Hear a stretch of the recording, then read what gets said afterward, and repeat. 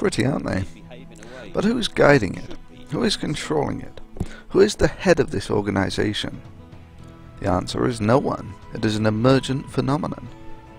The individuals do more or less what they want, but the collective pattern of behavior is determined by the semi-generic action of the individuals. This is anonymous. It is an expression of the collective through the media of the internet. Try living a day without your mobile phone, electricity, agriculturally produced food, or the internet, and you'll realize how intimately our civilization and our lives are defined by technology. New technology changes the way we live. I mean, look at the car, for instance. So it was with the internet.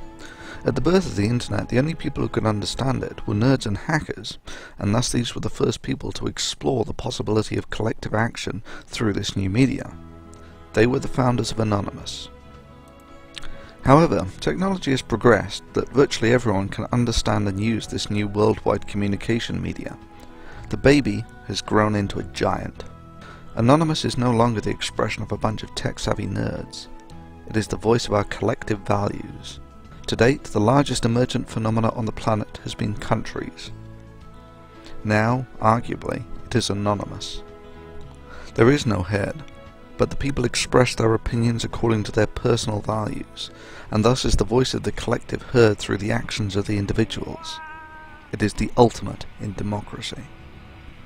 Bronze Age religions such as Christianity and Islam were fairly primitive in the psychological conditioning of their followers, typically using unsophisticated techniques such as emotional blackmail and other plays on simple human emotions.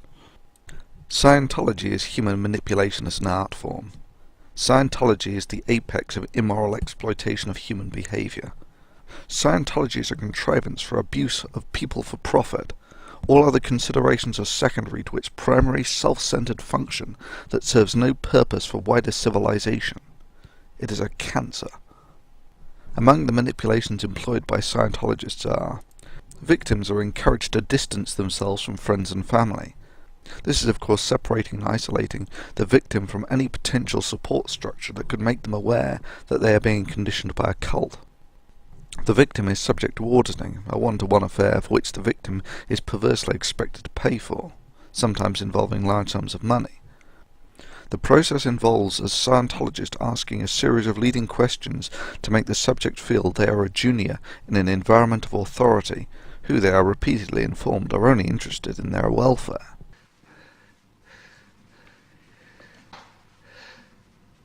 You know perfectly well what is the matter with you, Winston. You've known it for years, though you've fought against the knowledge. You are mentally deranged. You suffer from a defective memory. You've never tried to cure yourself of it because you did not choose to. There was a small effort of will which you were not ready to make. The mindset that this brainwashing brings on can be best seen in the behavior of Scientologists. Mark, how many crimes did you help carry up to cover up today? How many crimes? Can you tell us? How many you plotted to cover up today? You guys sit and figure out how to handle your crimes, your criminal organization? Huh? What are my crimes? What are you afraid of? Don't you have a team of What people? are you afraid of? Why are you afraid of Hubbard? Why are you afraid of Hubbard? Yeah, You know what is your problem? Why are you don't have I'm a not mission. afraid of Hubbard. I'm vastly... Yeah. Familiar with that face term? you. I mean, I'm here. What are you afraid of? What am I afraid of? What? You answer my question. Well, there's plenty to be afraid of. Answer my Scientology, question. But I'm here, aren't I? What are you afraid of? Answer. You haven't answered my question yet. What are you afraid of? I'm not afraid. I think Don't you are, you see Mark. me here? You wouldn't be afraid if you weren't doing what you're doing, Mark. You're doing something. It's proof that you're afraid. You're afraid of the success of Scientology because people are going to find out your crimes. What are they, Mark? Spit them out. Did you take time off from beating your wife to come down here? What do you got to hide? Well, excuse me, Dan, but... Murder, perhaps? Something in your closet there? Yeah, what would they be? Oh, I'm sure you're a child molester myself. Okay, all right. He looks like it to me. I mean, that'd be my guess. You've got crimes, Mark. Get them off your chest.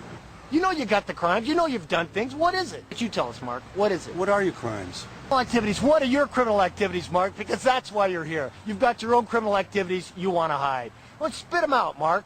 That's all you're here for, to hide your own crimes. The technique is dogged and relentless, and conditions the victim to servitude. The information divulged is recorded by Scientologists and in documented cases has been used to intimidate individuals from leaving the cult or to preclude any would-be friends or family from providing help that would prevent indoctrination. Scientology is a hierarchical structure in which the initiates start off at an entry level and work up. The structure propounds to the victim that they are subservient in an authoritarian system, and to give the victim the illusion that they are achieving something, when really it's simply predating on the addictive and habit-forming behaviour of social advancement. Once the victim has been conditioned to servitude, they are bled for money for auditing, and paid a commission for indoctrinating others to Scientology. In this sense, Scientology is akin to a brainwashing pyramid scheme. Scientology is also ruthless in implementing the military doctrine of local superiority of numbers against critics and those who think of leaving the cult. This has been known through a fair game policy, where Scientologists were told that they were not subject to the rules of decency when interacting with anyone who was critical of Scientology. This usually takes the form of intimidation and ad hominem attacks. This constitutes attacking people, not the ideas that they put forward. L. Ron Hubbard wrote, "Anyone who attacks Scientology is a criminal. All you have to do is dig up their crimes to silence them. And if you can't dig up any crimes, manufacture them." In the academic arena, this is simply a non-starter. The concept is valid no matter where it originates. It doesn't matter that Newton was a creationist. This doesn't change the validity of Newtonian mechanics. It doesn't matter that Churchill was a drunk. He was still a pretty sharp bunny.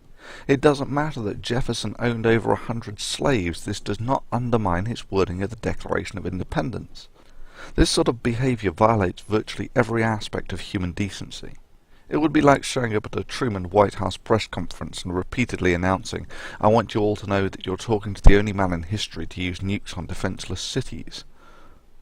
The mere fact that Hubbard himself was saying such things shows that either Hubbard was a moron, or he was simply saying this to endorse intimidation of his organisation to anyone critical of it.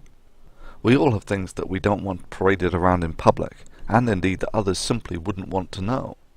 This is called privacy. Scientology actively violates this common statute of human decency to achieve its self-centered goals. Following people around is a form of intimidation.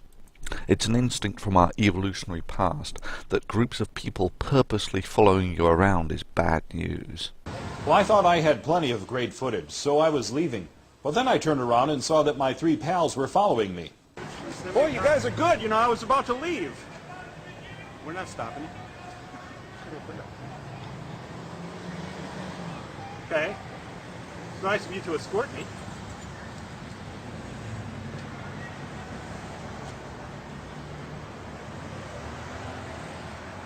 Dan, do you want to apologize for coming to picket me at my home? You think it was proper to set leaflets around my neighborhood? For you to see The man in black is the Scientology cameraman. Are you sure you're getting good sound? Shall I hold that? From my perspective, you and the Church of Scientology have been spying on the BBC. You have been spying on our hotel. We didn't tell you where we were staying, so you've been spying on us. And I find that, if I may say so, a little bit creepy. Here's your microphone.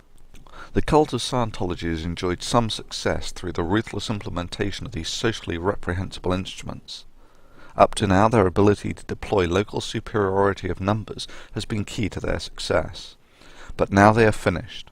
Local superiority of numbers against an individual is worthless when you are up against a collective.